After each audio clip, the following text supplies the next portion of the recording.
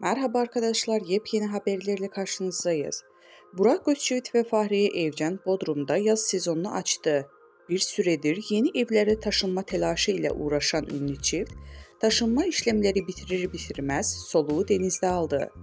Gün doğumunda bir otelin plajında görüntülenen ünlü çift hem yorgunluk attı hem de adeten aşk tazeledi. Ünlü çift sabahın erken saatlerinde plaja geldi.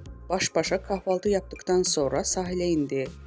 Eşyalarını bırakır bırakmaz kendilerini denize attılar. El ele girdikleri denizden bir an olsun ellerini birbirinden ayırmadılar. Burak Özçivit eşi Fahriye Evcen'e sürekli bir şeyler anlattı. Evcen de eşine kahkahalarla karşılık verdi. Ünlü çift baş başa kaldıkları denizde adeten aşk tazeledi. Fahriye Evcen mor mayosu ve fit haliyle göz kamaştırdı.